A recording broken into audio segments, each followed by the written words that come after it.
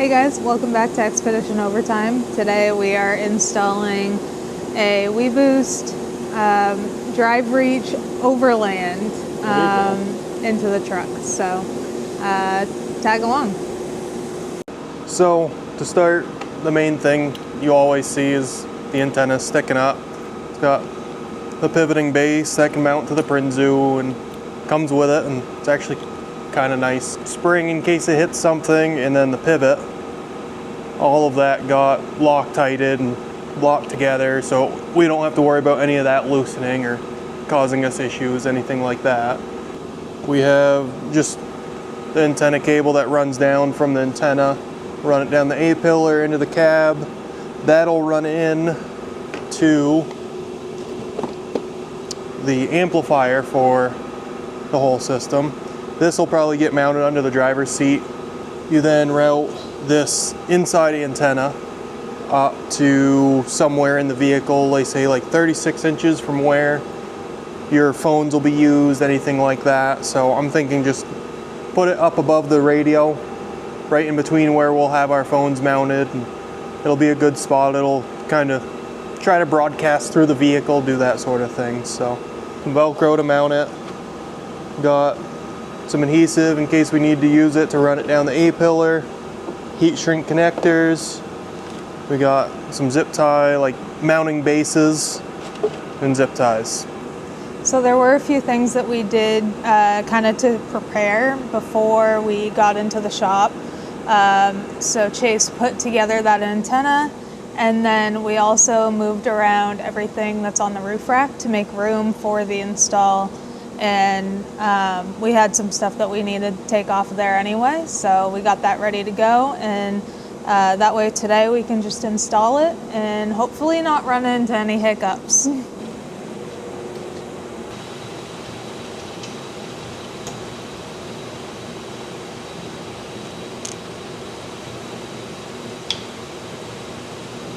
would be easier if there wasn't an awning in the way. There. Now the next step will probably be run the wire from, get this connected and heat shrunk first, and then get positioning up here so we can start running it down the A-pillar and farther.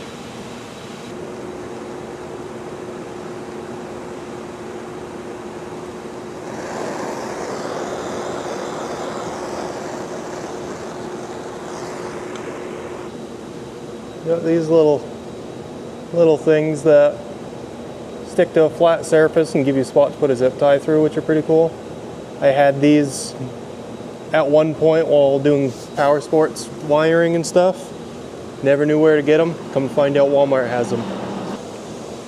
So I'll trim the wire or trim the zip tie after to clean it up some, but you can see right there, use the sticky thing to zip tie the wire and have it route up to this.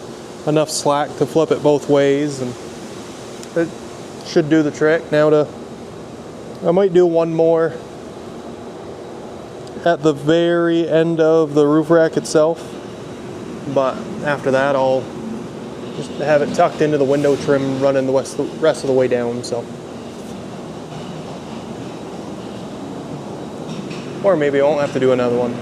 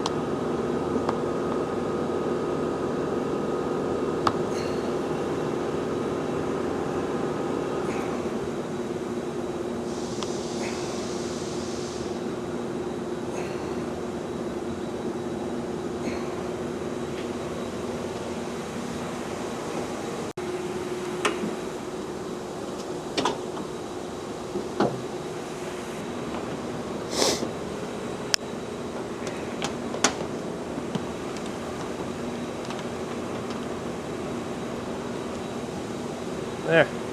You almost can't even tell it's there.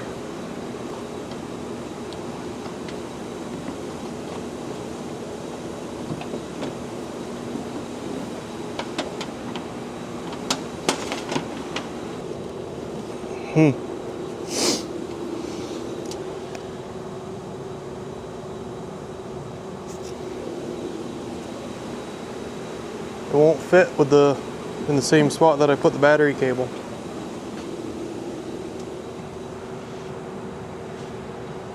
So I might have to go in below.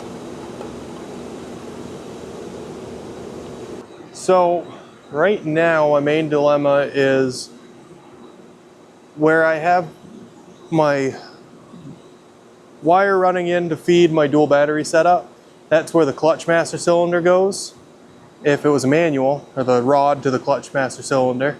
So I can't fit the battery size battery gauge wire and the antenna cable through that same hole. So I'm having to go through where the main wire loom goes through, but there's no actual like good access spot. So I have to go cut it a slot from the inside to be able to pass the wire from the outside through. Because on the inside I can access it, on the outside can't access it. So that's what I'm running into now, so that way I can run it back down through the kick panel and under the seat. I might end up mounting that module, the amplifier, under the dash somewhere, depending on length of wire. I'll cross that bridge when I get to it, but for now, it is being mounted under the seat, as long as I can get the wire there. So that is currently what I'm facing. So I gotta go grab my Gerber right now to try and make a little opening in that wire boot, pass the antenna through. So this might not be a problem for anybody that doesn't have, you know, that big of a battery cable going through that spot. I have seen other people use that specific spot to get the cord through or the cable through. But since we have a dual battery set up in the back seat, it's a little bit different for us. All right, so now we've got it fed through. We're just gonna tuck that in, get it covered up.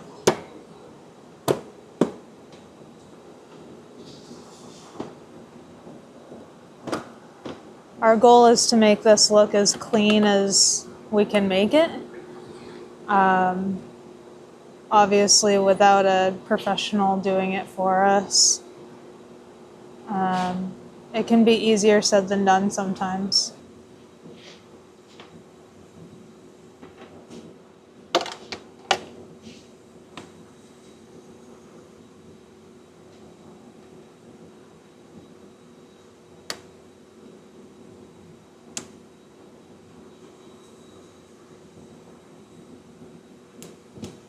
There. Next step, to take the seat out. And then once that's out, I can mount the amplifier, get the wire run under the carpet, and mess with that.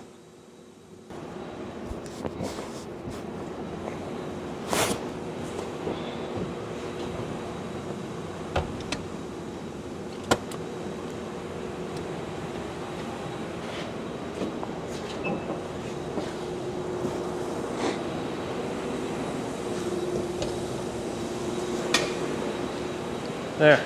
Nice thing about that is it doesn't have the power adjust, so it has no electric motors or anything like that, so it's a lot lighter.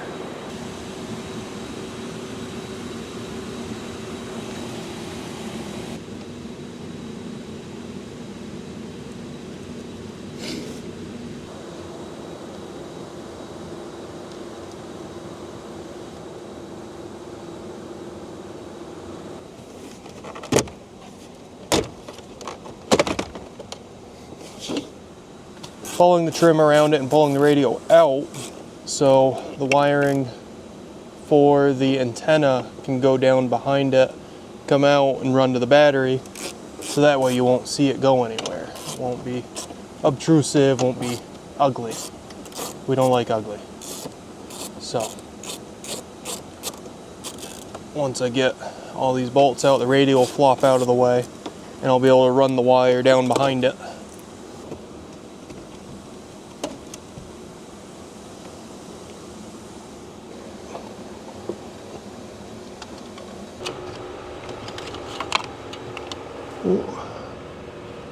Can you set that on top of the dash?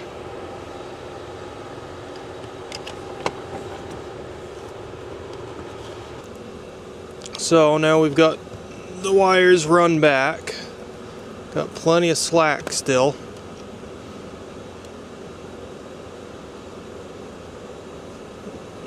There, that's hooked up. I wish I had a better way to hold that down. I might just put another zip tie on it on that other wire loom that goes under the seat. So that way it stays down and kind of out of the way. So now those are installed, and I'll have to clean up to get to the cigarette lighter for the dual battery setup. But all I gotta do is just plug this into it. It's got an on-off switch. This plugs in right there. So that way all I'll have to do is reach behind my seat, plug it, or hit the switch and turn it on, and it would be good to go. So, okay. So this is mounted. Got the outside antenna running to it. Got the inside antenna running from it. Runs to right there.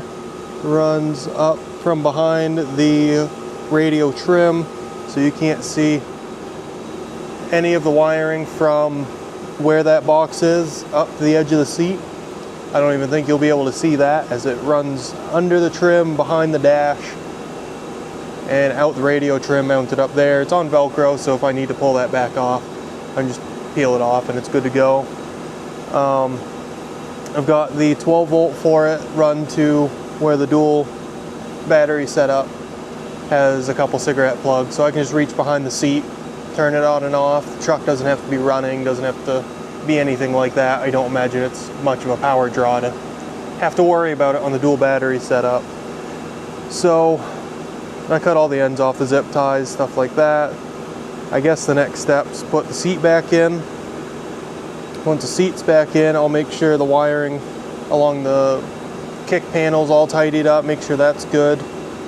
And then I'll put those pieces back in, and I'll make sure it's tidy in the engine bay. There's no pieces I have to put back in. Cut the trim the ends off the zip ties up there.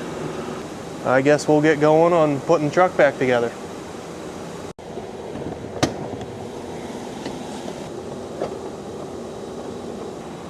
That would do it.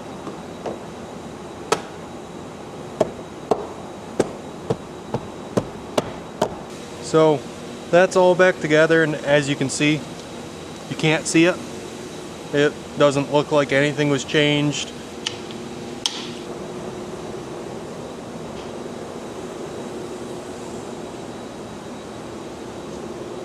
We are all packed up in the truck, just got gas.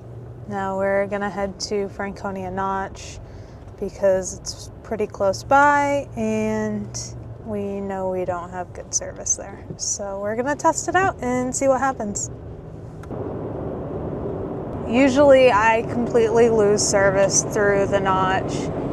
I had minimum of 1 bar of LTE the whole time going through the Notch with it on. So far it's good, it works. We'll have to really test it and push it to its limits and see how it really goes. Until next time, see you guys.